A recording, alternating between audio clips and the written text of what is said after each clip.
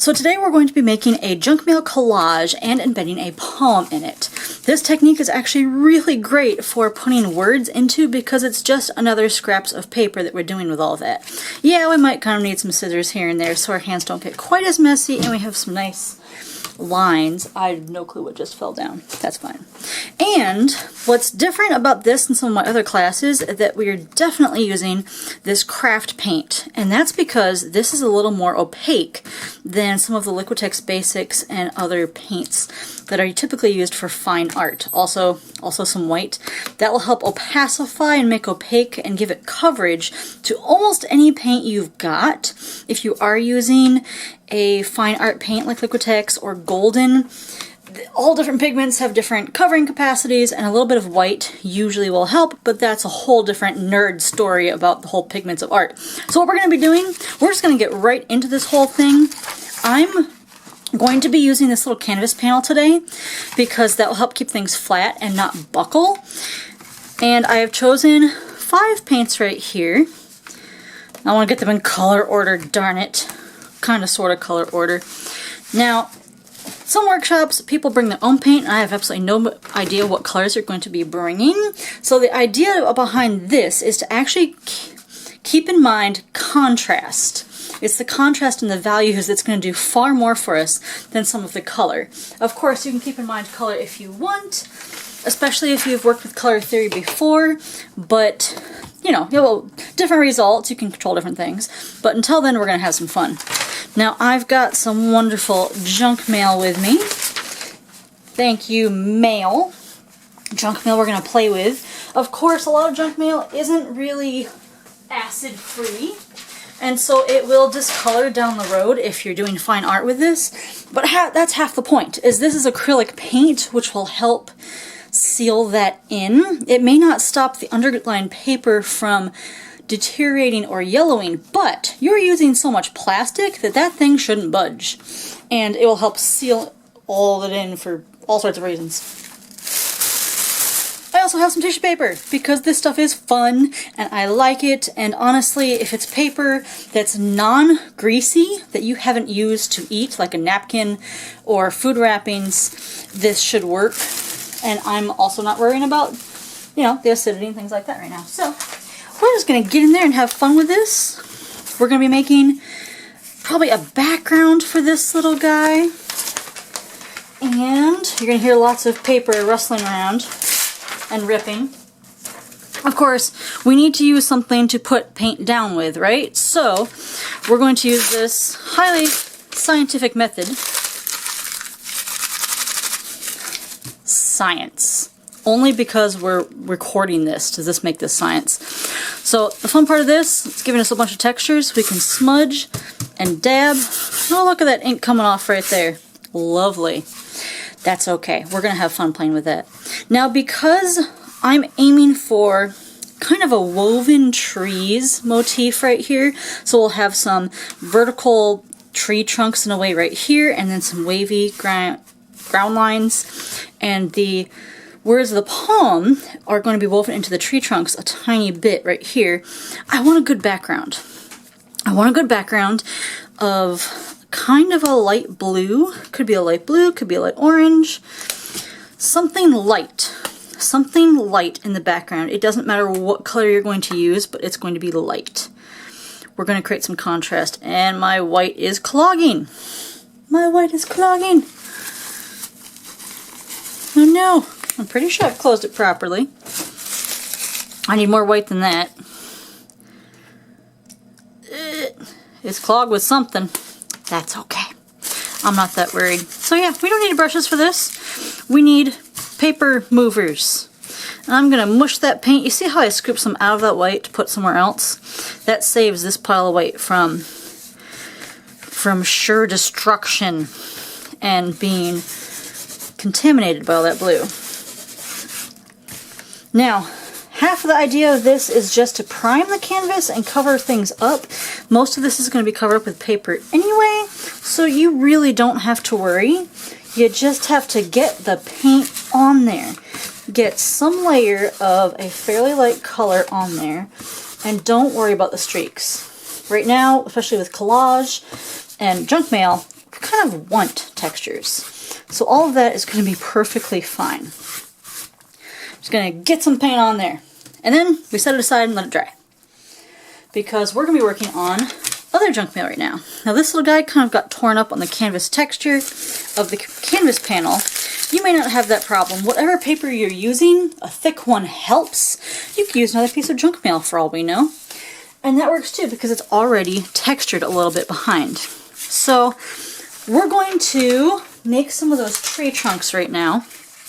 And for that, we're going to go for something dark. Probably the darkest thing that's going to be on your whole little collage. So we're basically working with 3 major values because those are going to be the easiest for beginners to determine right here. You know what a light looks like. It's going to be closest to white. And now we're going to get not quite black. You don't want that dark because you want to see it. And so I'm going to squish out my darkest paint. Yeah, there might be 3 of them. That's okay. Because I don't know what you're working with. So the 3 darkest colors, if you squint at these colors right here, if there wasn't a glare, blue is usually the darkest. This red is probably going to lighten things up because there's a lot of white in it, but we'll survive. Alright, I'm going to take that dauber again. Now the reason I squished out some red with this, yes, it's still lighter than we probably want for some of these, and you could add black to this, but I really want to dull down this green right here. Maybe make it kind of purple, and that'd be freaking awesome. So I'm going to scrape it all on here, rub it, try not to tear it, because we want to make our own tears on purpose later. Haha, as I say that, scrape. If you rub too hard on this, it might tear up the junk mail because junk mail is designed for that. It's not designed to stick around. It's not designed to take a beating from this kind of thing. So I'm just going to scrape on that. This might even be enough of those tree chunks that we're looking for later. But while this is kind of soaking in, we're going to take more of that dark right there and just keep going. We're just going to keep going, scraping this thing. The green's nice. I kind of want it more grayer and more purpley. And yeah, I'm totally getting some white in there too. Because now that we have the dark in there, I've scooped up some white and we're getting some contrast in those tree trunks. That junk mail is almost gone at that point with that texture we're getting. I'm folding it over. I'm giving it a nice squish because this is another way to get texture without using a paintbrush. And I really like those lines that it has made right there. If you want it a little darker, you can keep going with that. Something else you can do is this dabbing method right here, although I think we're going to want to use that more for the ground, and we'll do some of that really quick right here. So this is a super quick little collage method. I'm going to put this aside as well. Making collage papers is so addicting. People could spend hours and hours and hours just making collage papers with this kind of thing. It's one of my favorite things to do, which is why there's paper absolutely everywhere in my poor studio. And it's fun to make so many options to play with when it comes to tearing this up. It's a way to use up some junk mail or things you wouldn't otherwise use. Now, you could also use this with paper you love. Just a little bit of paint or putting it down where the value wants it in your final piece. So this can be both for paper that you don't care about, but also bits of paper or even keepsakes, you know, those napkins from restaurants that you went on vacation for. My grandma was like that. You could actually use this on purpose for some things. So here I'm adding more of my middle value paints right here. And we can tell they're, well, kind of light middle value because the lightest we've got is the blue on the background, and we can make that lighter if we want. We can add different colors in the background. That is super easy to do. If you have something that's neutral gray, this is an artist tool that is known and tested and all that to be a very neutral flat gray, 50%. You can test all sorts of paints against this, and because I have a little bit of trouble isolating certain colors from the background, that's what this little hole is for. You can actually isolate a paint color, gives a shadow right there, you can isolate a color against the background to know exactly what it is. So that blue is darker than 50%. It's all about controlling values and where you're going with it. And you might be surprised on some of these, like, that looks pretty medium to me, but it doesn't disappear completely into that gray. It's a fun tool to use when you're isolating colors, but this is a good way to gauge if you have a 50% gray something or even gray anything. It helps gauge how light and dark your colors are, so you can help control your values and just be aware of them. So we're going to start on the ground right here. So we've got tree trunks, we've got a background, and we need some ground.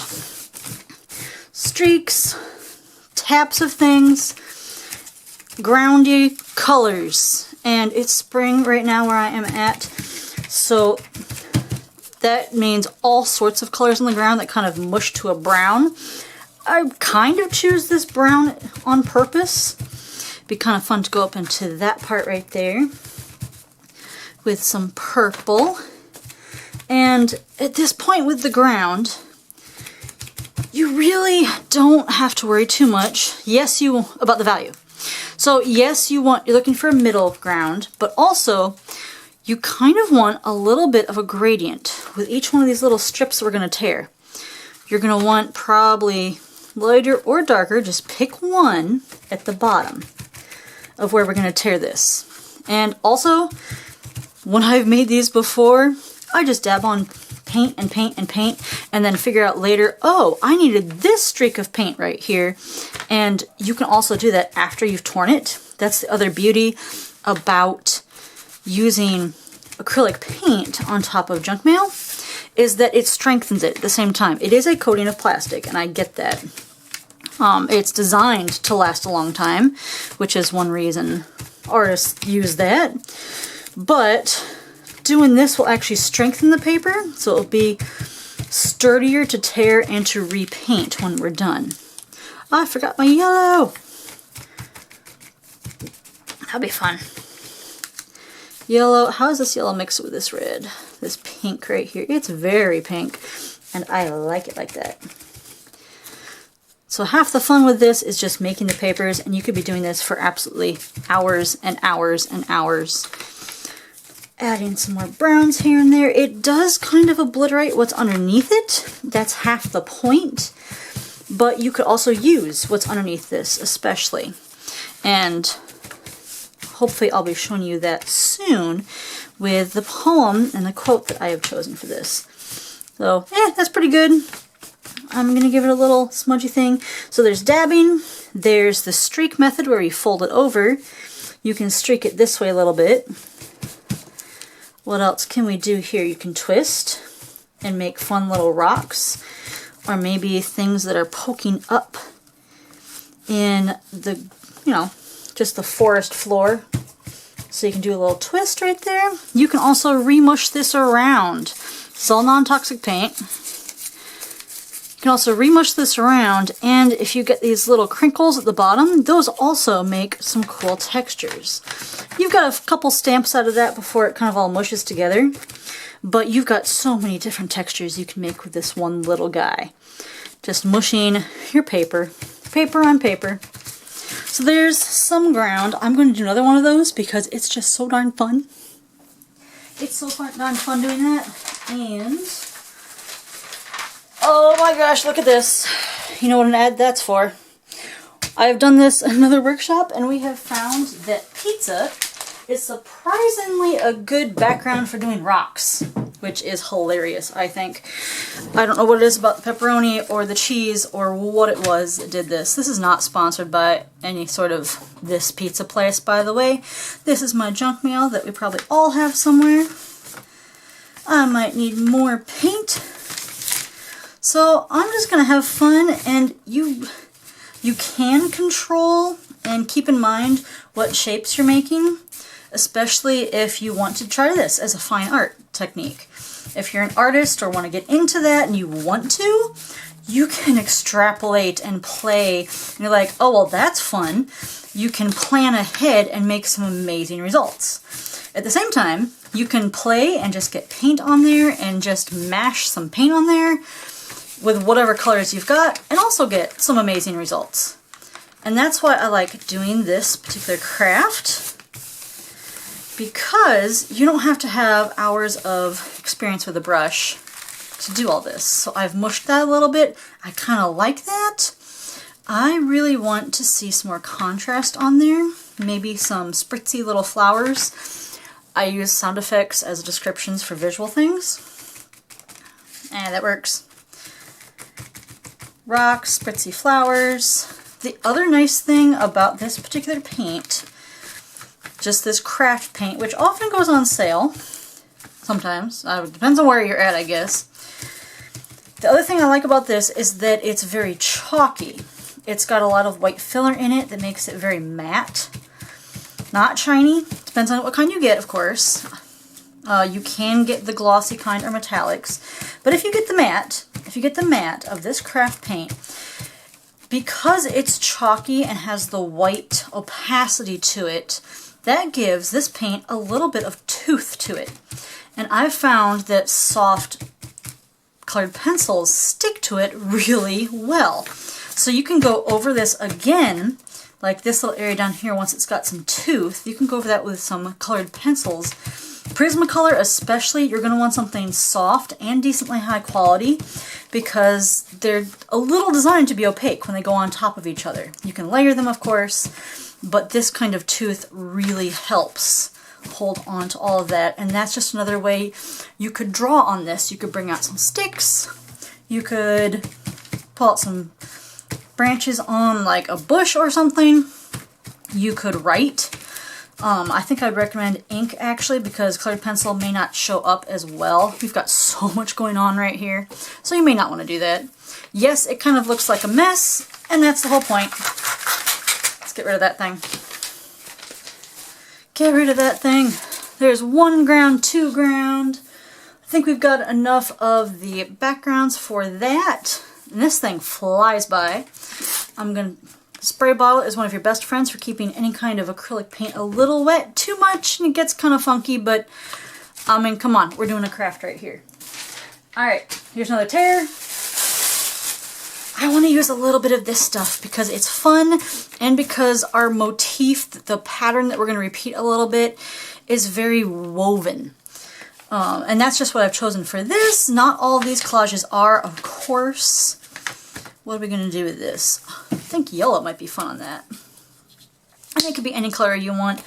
I'm just choosing something light.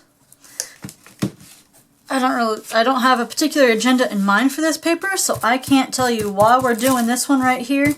Kind of green, kind of smudge. What does smudgy do? Let's give some, well, it used to be yellow. Let's do a bit of that. And this is fairly sturdy tissue, so I'm going to try this. If it's too dry, when you fold it over, it will stick to itself because it's also kind of gluish, and it will tear. So if it starts tearing, that means you've put down too little paint, and it's just gonna, that's what it does. More red. I've got a very pink thing going on with the other stuff. So that's where color theory comes in with some of these, so I may not have picked lime green for this particular color red to go with everything else, but you know what? It's okay. Once you have enough of these little bits, it's going to look like it's on purpose. I love telling my students that if you do something once, like unintentionally, it's like, oh, whoops, there's a mistake. That's whatever, okay. Well, especially, oh, there we go. Especially with acrylic, we'll go over it again. You're fine. But if you do that same thing on purpose, and you can continue to do it on purpose, that's just a technique. Woo! This is really floaty and sticky at the same time. So I'm gonna put it somewhere where I hope it's not gonna stick to my elbow. And 2 more things we're gonna do before we get to the terrible portion. I really want to color some of this. Now to do this, I have actually gotten a laser print right here because if you have an inkjet, there is a possibility of these words running a little bit if you got it wet. Even with the paint, it might blur a tiny little bit. You can spray that with something. I'm not sure hairspray is the best way to go, but that's just something to keep in mind if you try that. I don't have an inkjet right now to show you what happens when you do. So I'm sorry about that, and I hope your print works for this. I definitely recommend printing 2 if you haven't done this before or if you have an inkjet. The other thing you can do is to write over it with maybe a contrasting pen, a white pen. Be very, very careful with the brush, something like that, if it starts to blur and it's just gone. So this is a method. You could also technically do the whole, you know, ransom note thing and actually tear out paper, tear out words from the junk mail and assemble a poem. Like a found, kind of like a found object poem. That'd be really cool. So, for this little guy, I want some yellow, I want words. I want some green. And to lighten this and to get it kind of watery, I'm gonna use water to make it watery. I'm not gonna add white because I don't want to cover up the words. It's gonna cover up a tiny bit, so I'm making it a little watery. And yes, I've just stuck my paper into the water, and we're gonna see how this works. I'm going to test it on the name down here because of all the things, when you have a quote, you don't see this nearly as much, honestly. Yay, it's working! I'm pushing kind of hard. If you have an inkjet, don't push that hard. You should hear tiny scrape, tiny scrape. That's too hard. If you hear that, that's going to ruin your paper in the long term. So maybe that helped you. I don't know. Tiny little sponge probably wouldn't hurt the paper nearly as much. I'm going to get some other stuff in here. Woo! And you can even play a little bit in the back because this is the part that's going to be kind of woven into the back of those trees. I want to see that contrast in the trees, but at the same time, I am going to control some of the colors here just to see where our eye lands with us. Because once you learn to control these colors and make choices on purpose, then you can direct people's eyes around a little bit. You can play with color value. Uh-oh. Too heavy? Too heavy? Oh no! You can play with color values. That's what we're doing here because it's a nice medium. And contrast and hues and blah, blah, blah, blah, blah. That's all I did. I smudged some paper on top of other paper, and it's going to be pretty because we're using all the same colors. There's a lot of them here, and we added the other colors from the junk mail, so that does play into it a lot. And there's amazing color paper, what's the word? Collage, that's what we're doing. Paper collage artists who really go into that and get thousands of colors out of magazines. So we're coming back to our base with whatever you've used. If it's other paper, it's probably a little buckly right now. It's what you got, it's okay. And honestly, if you wanted to frame it, that matte will help push it down a little bit. And what we're going to layer on top of it is also going to help thicken it and hopefully help it flatten a little bit as well. Now I see this little guy and I want to play one more time before we put stuff on top of it. And I realize I'm going super fast. I want to put a little bit more on top of it. I want to have it lighter at the bottom right here. Or something different. Lighter. I said lighter and put that down. Go figure, huh? I want something a little different. And you notice I didn't start all the way at the bottom because this is going to be covered up with ground. I want something a tiny bit different as we go up here. Look at all that junk on there. Torn up paper. It's like it's sanding my this stub of paper down with all that texture. That could be kind of fun, question mark? It is what it is. It's a design feature, which is what you say about things that are more of a whoops, but it's kind of stuck there now, so you just pretend you made that choice. Again, you know, techniques versus mistakes. I made that choice. It's a choice now. And, yeah. See what we got. Textures. Stamping textures.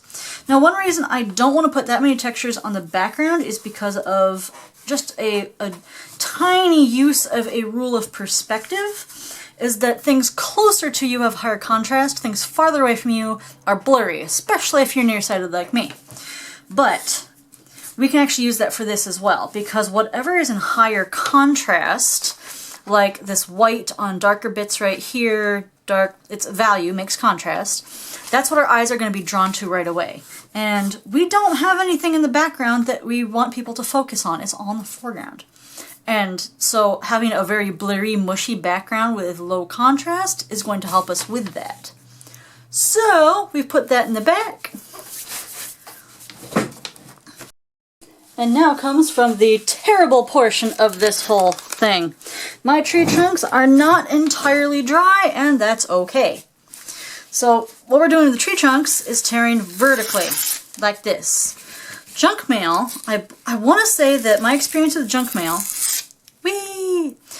are also that it likes to tear more easily in one direction than the other, and that has to do with the fibers of the paper. So if you find yourself wanting to get really nice vertical tears, and it does that, try tearing it the other direction first. And because these are all the tree trunks, woohoo! Look at that gorgeous thing. That's not even totally a straight, even thing. And neither are trees. Not usually. There's a big tree trunk. That's fun. We might play around with some of these tree trunks and paint different values on top of these, because we could layer them really good on that paper. Whee! Keep going. And we honestly don't need that many of them. What we do need to do is get going and pasting them down on our background already. That's what this thing's for. Depends on how you tear them. You might get some of this edge right here. And I'm going to call this good right here, actually, because we need to get going. This whole thing is technically supposed to take under an hour. I like these guys. They're a little sticky still. If you are fast enough, if you're so stinking fast enough, you can get your paper and smudge something else on these things. The things we're doing, the tree trunks. You can smudge a little bit. You can dab a little bit. That's kind of fun. We want it dark, but at the same time, having a little bit of a contrast. I've got to stop using that word for everything. Having various lights and darks of tree trunks is going to be fun. So I've got to stop using the word contrast, because I use it for too much. Alright, tree trunks to the side! Go, go, go, go, go! Go, fast start, go! We might even tear this one in half later, but let's see what happens with the dirt. So, if you happened to roll a 1 on dexterity today, or just don't have the hand capability, whatever, scissors. Granted, I suppose you have to have hand capability for that as well. Whoops. Either way, it's kind of fun. Yes, you probably do need to do this with hands, although if you're a foot artist, you probably could figure that out. You probably could do this with your mouth if you're determined. Meanwhile, oh, this one doesn't want to tear vertically. And that's kind of the fun part with this one, because this is the ground. Now, when this comes with the ground, and yes, we're all turning this vertically, you'll see what happens soon, I really like this fuzzy edge. And it helps sometimes, once you get really into this, to follow along maybe a brighter contrasting color, and you can use your hands to go around those bits and create interesting shapes. So this is what's going to happen with the ground. I like some of that. Is that going to layer it. And having that edge poke up like that just helps delineate that, like, well, there's where that ground stops. And you can do so many of these and layer them up. And it's just a really fun background. The more colors you've used all over will help tie everything in together. It's fun to notice where the dark bits are. And the more papers you have, the more options you have for layering these little guys. So this is just kind of fun. Ooh, I really like this strip more than this one. And you're going to have a lot of waste, in a way, as you're making this. But that's okay. That's what we're doing. It's okay. It was going to go to waste anyway. So just the fact that we can give this junk mail just one more lifetime, one more use with all of this is enough for me. Sometimes you can recycle the paper, of course, but this gives it just one more little lifetime. Alright, some orange. Yeah, it's more vertical lines. That one's kind of fun. And I think I want to make one of these much darker, honestly. Now you notice different kinds of papers. This has such a thin, tiny little tear edge. That's just the kind of paper this is. Totally different fibers. It could be recycled already because every time you recycle, the fibers in the papers get shorter and shorter, so they won't eventually stick together anymore. I'm curious if we can get a more of an edge. Nope, that didn't work. Okay, I was thinking if we tore in a different direction, kinda, sorta, if it would do that. Now if you paused, you might notice this is an outdoor paint gloss. I may have just grabbed it from the pile and didn't really pay attention because I liked the color. And it's acrylic paint on junk mail, so really, does it matter? Does it? No. No, it doesn't. I grabbed this real quick because I really wanted some more contrast, and that's the nice thing about having this with us right here, is that I can do that because I can. And I'm going to show you something else really quick on this edge while we're here. Especially with watercolor paper, that edge is super absorbent. Super, super, super absorbent. So if I get some semi-watery paint right here, I want to make that edge darker right now. So I'm going to smudge that. It might tear because it's also a little grittier. And then we should be able to wipe away, kinda, sorta, the already painted portion of things. But in watercolor paper, it sucks up a lot more right there. Right here, it just makes a really cool edge that you have to tear it first to do that, to get that fun texture. And I just love all these different textures you can do. I love making messes with my hands like this. So thanks for following along with the mess. If you don't want to get your hands as messy, honestly, just make a bigger wad of paper. A bigger wad of paper will keep you farther away from this. Alright, almost there. Woohoo! 7 minutes into this part. Oh, look at those gorgeous pepperonis. That's a nice dark one. Let's have a dark green on this bottom. Whee! I kind of like the orange right there. That has a very dark green smudge, and I realize towards the bottom. What happens if we do this? You can still fold it over on itself. A lot of these creases are not going to show up once you put it down. Oh, I like that texture. I don't know how much of that texture is going to stay there because all these are going to overlap. They tend to overlap down there. So we'll see what happens right there. I almost want darker or to bring in a black with some of these, but I don't have any right now, and you may not as well, so playing with that value is all the rage, all the fun. My nose is so itchy. Please excuse me, I keep rubbing my nose like this. That doesn't help the narration portion of things. This is handy to touch up things as we go along, but right now my whole point with this is getting a little bit of speed down with sticking this down because we want to get some stuff. Also, the quote. Because I really want a contrast that you see the quote, I want to cut this. You're more than welcome to tear or cut any of these, and it's totally your choice on which ones you cut, which ones you tear, especially if you have dexterity issues. You may need to do scissors for all these if you want a specific shape. What I'm doing here in cutting these and leaving the others torn is creating a contrast of edges because I want my little quote to be seen. Just having that sharp edge versus the tiny torn little edge is enough to make it really pop out. And I hope you understood what I just said during that cutting sound. Whee! Oh, and now that I've torn all that up, I hope you know your palm or quote enough to put all the words in the right order again. Ha! That kind of helps, doesn't it? Here's the fun part. We're going to glue this down. You can use more paint to glue this down, quite honestly. You really could. Alright.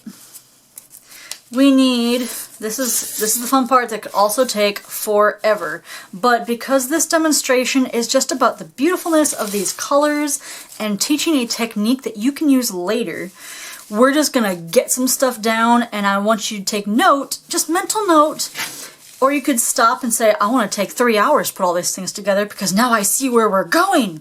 Do that too. Pause, organize. But we're going to go through some of these and just lay these little things down. In the back, it helps to have the least amount of contrast, and this is very much where I need contrast. If you squint and can't see the difference, well, that's good. If I squint at this, I can see that line really strongly, so I'm going to stick that down here. And that does matter. I want strong contrast in the bottom. I like that right there. Strong contrast at the bottom. Oh, this is fun. And you may not even end up using all of these. You can also tilt the edges a lot more and have different variations going on. We do want to have lots of tree trunks, so it is time to stick some of the tree trunks up. And we might alternate some of these tree trunks with the background, so sticking some of them in here like that. Because, well, I think you see why, actually, because it looks like it's growing straight back there. And some of the ones with stronger contrast, we're going to put in the front up there. So whatever strip is closest to you right here, that's kind of closer, it's closer to you in this little tiny picture frame of Collage. This little guy, it's lighter like the background, so he's going to go light back here. And we might even cover him up with another tree. This is the part where you're weaving a bunch of stuff together and keeping it all here as you like paint it down. It's kind of funky, and I have not found a great system for it just yet. And you know what? That's okay. We're going to work through that, and it's all going to be fine, and it's going to be gorgeous. So half these things I'm hardly even using. And I'm learning the hard way, hard mentally, that it's okay for some things just to be raw materials. I struggle with painting some things just as they are. I want almost a photographic representation of it, but that doesn't bring much of me to it or how I feel about it. So I'm trying to be better about using pictures and nature as a raw material for my art. Because quite honestly, a tree may not land compositionally where you want it to either. And you have to be willing to move that to make your art better. There's so many reasons for that, and there's reasons to break that rule at the same time. So I kind of like where that one's going. It's kind of a tree thing. Kind of a forest floor collage thing going on. I like it. There's so many more things you can do with this. And we're going to do a woven thing in there too. But I really want to stick some of this down and leave the tree trunks unstuck for right now. We're going to leave them unstuck. Now you can use more paint for this. Glue is great. I'm going to use some Mod Podge because that's what I have right next to me right now. Clear helps, other paints, other blue paints. And whatever you've got, paint is sticky enough, absolutely sticky enough. Brushes do help for this, but you can use your paint dauber again. I recommend using a new paint dauber so you don't get old paint on it. And we're going to very carefully, this is the tricky part right here. And honestly, you probably don't even have to get all of these stuck down completely. These are kind of decorative. The tricky part that we want to do is stick these tree trunks down. We need to get those down. So if you've only got paint, just stick these little guys down. Put it on your surface a little bit, get a good glob, and press. So you've used the dauber to get some paint on there, and you press that down. Junk mail is surprisingly absorbent, usually if it's not the glossy kind. And paint, hey, this is acrylic paint. It's designed to stick. It is designed to stick. Woo! I'm getting out of review again. That's not helpful. Now, with one of these, we need one of these to go over under one of these.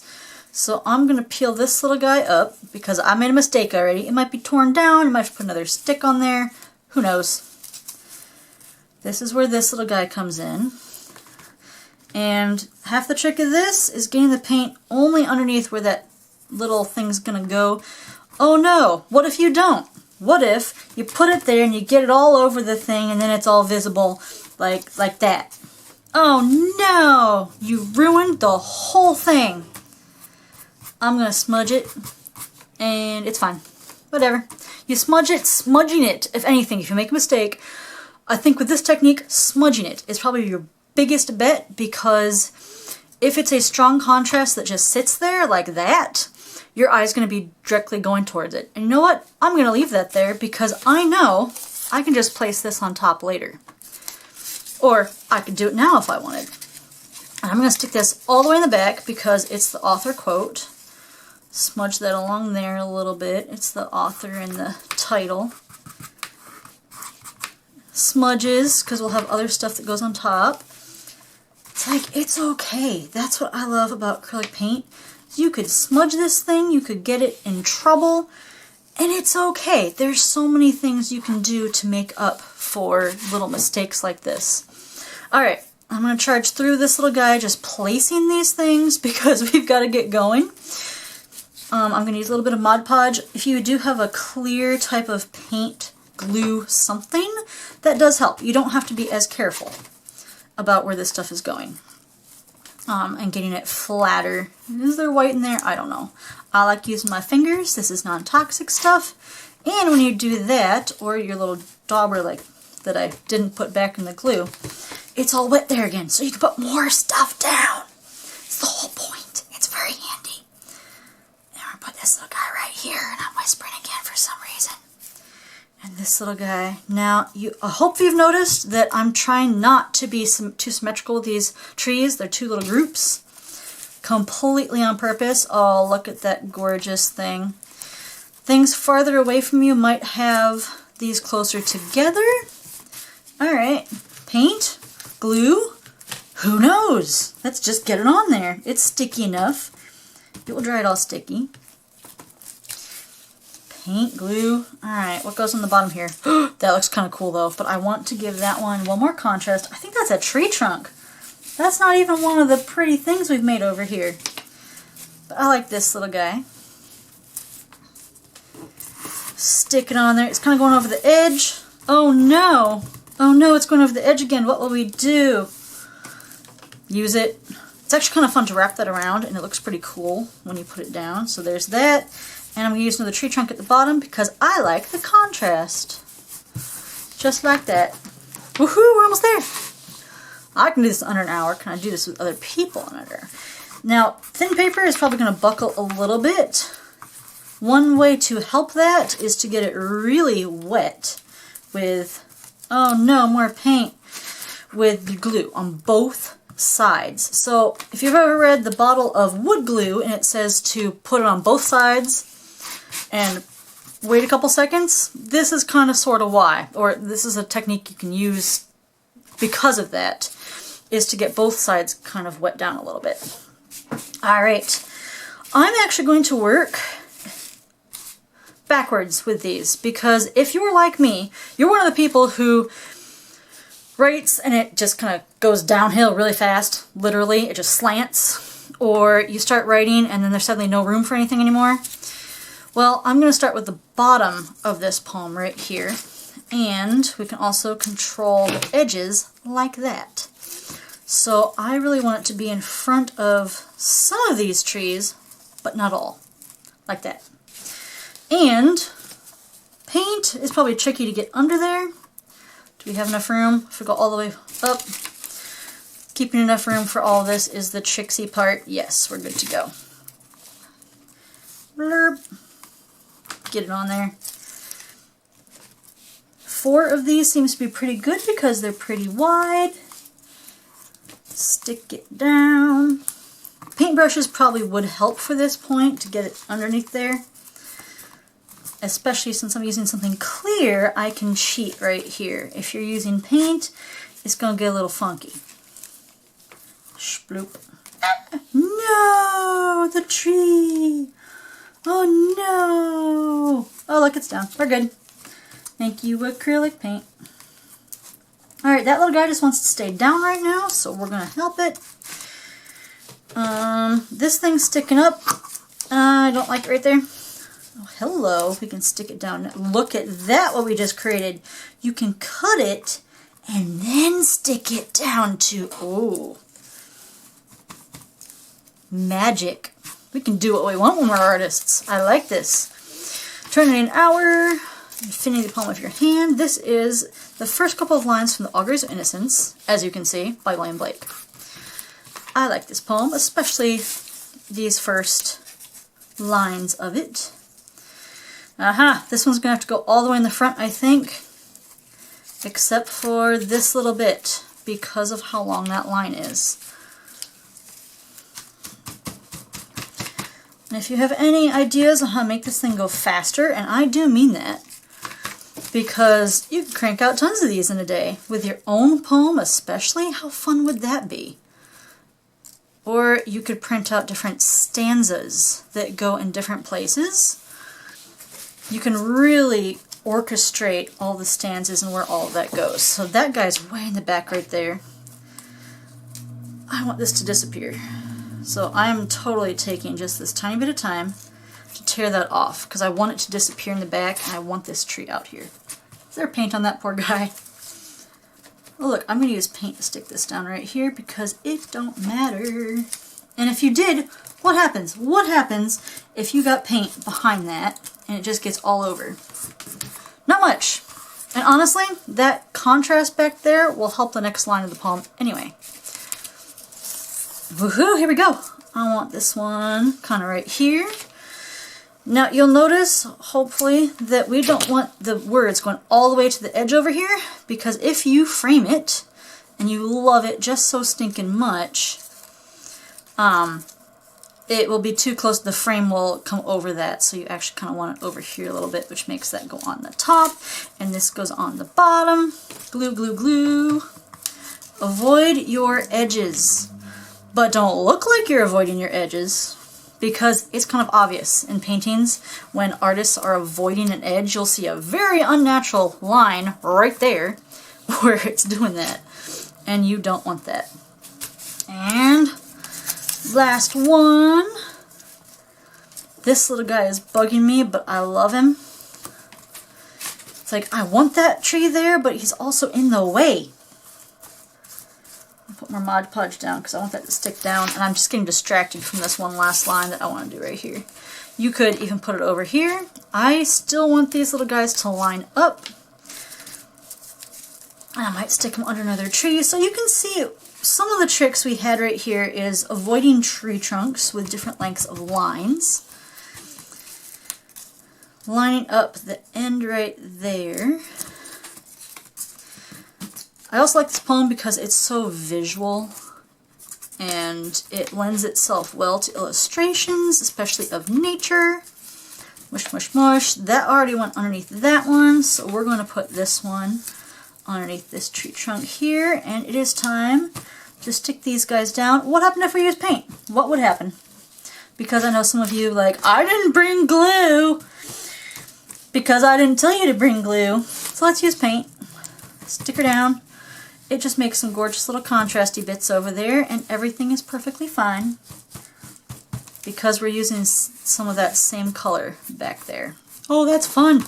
And we can even smudge the outsides a little bit because it's cool. And smoosh, smoosh, smoosh, smoosh, smoosh, smoosh. This is the version where you actually put some of that in there. I might wrap around the edges or cut these, but if you cut these edges right here, make sure your paper is kind of mushed down. It's and like adhered to each other. It is. I find it easier to do this before it's cut for some reason. And I can see that going off the edge, but we're almost done, and I like it. Woohoo! All right, we're gonna go for it. These are dollar store scissors, so I don't care. Here's the other trick behind getting a nice close edge with this whole thing. You don't start here. I mean, come on, you can't see the edge right there, so why are you starting there? Watch this. You flip it over. You can not only see the edge, but you can get really close, especially if you're right-handed. Or my right-handed experience tells me I can get close with these scissors right here. It gives it a nice tidy bit. I can put it on there. Ooh, my hands are a little sticky on the other side. Oh no, paint on my hands. How unusual. Cut, cut, cut, cut, cut, cut, cut. Cut, cut, cut. So I probably didn't need to make 2 pieces of paper with that ground on it. I just need to make some of it a lot darker and lighter, and it's good to go. So there are other shortcuts you can use. I think this little guy is looking gorgeous for this amazing short little crafty thing right here with all the colors we used. I love how you can still see the reds poking through. It's wobbly. You could take more time to stick some of this down, but as a super under the hour craft, to just get something done, get something fun done. It's cheap.